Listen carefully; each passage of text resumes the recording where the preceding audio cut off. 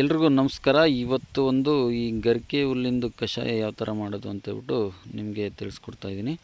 ಇದು ತುಂಬಾ ಚೆನ್ನಾಗಿರುತ್ತೆ ಮತ್ತು ಮಾಡೋದು ತುಂಬಾ ಸಿಂಪಲ್ಲು. ಇದು ಆಲ್ಮೋಸ್ಟ್ ಎಲ್ಲರ ತೋಟದಲ್ಲೂ ಸಿಗುತ್ತೆ ಇದು ಗರಿಕೆ ಹುಲ್ಲು. ಸೊ ನೋಡಿ ಇದು ಯಾವ ಥರ ಇದೆ. ಇದನ್ನು ಕಿತ್ಕೊಂಡ್ಬಿಟ್ಟು ಮನೇಲಿ ಹೋಗ್ಬಿಟ್ಟು ಇದನ್ನ ಇದರಲ್ಲಿ ಕುಟ್ಟಿ ಈ 2 ಕಪ್ಪಷ್ಟು ವಾಟ್ರಲ್ಲಿ ಹಾಕ್ಬಿಟ್ಟು ಇದನ್ನ ಕುದಿಸಿ ಒಂದು ಲೆಮನ್ನು ಸ್ವಲ್ಪ ಉಪ್ಪು ಸೇರಿಸ್ಬಿಟ್ಟು ಕುಡಿದ್ರೆ ತುಂಬಾ ಚೆನ್ನಾಗಿರುತ್ತೆ. ಇದನ್ನ ಯಾವ ಥರ ಮಾಡೋದು ಅಂತೇಳ್ಬಿಟ್ಟು ನಿಮಗೆ ಮನೆಗೆ ಹೋಗ್ಬಿಟ್ಟು ಒಂದು ವೀಡಿಯೋ ಹಾಕ್ತೀನಿ ನೋಡಿ. ಈ ಥರ ಇರುತ್ತೆ ಗರಿಕೆ ಹುಲ್ಲು. ಸುಮ್ಮನೆ ಇದು ತುಂಬ ಹೆಲ್ತ್ ಬೆನಿಫಿಟ್ಸ್ ಇದೆ ಅಂತ ಇದರಿಂದ. ಸೊ ಅದನ್ನು ಡಿಸ್ಕ್ರಿಪ್ಷನಲ್ಲಿ ಹಾಕಿರ್ತೀನಿ ಏನೇನಿರುತ್ತೆ ಅಂತ ಹೇಳ್ಬಿಟ್ಟು.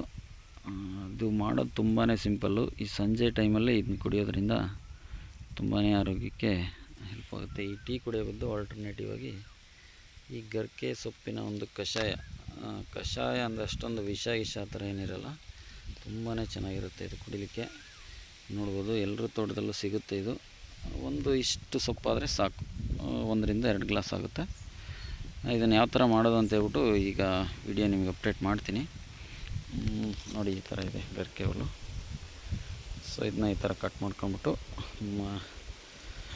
ಇದನ್ನು ಯಾವ ಥರ ಮಾಡೋದು ಅಂತ ಹೇಳ್ಬಿಟ್ಟು ನಿಮಗೆ ವಿಡಿಯೋ ಅಪ್ಡೇಟ್ ಮಾಡ್ತೀನಿ. Thank you. ಈ ವಿಡಿಯೋ ಇಷ್ಟ ಆದರೆ ಒಂದು ಲೈಕ್ ಮಾಡಿ.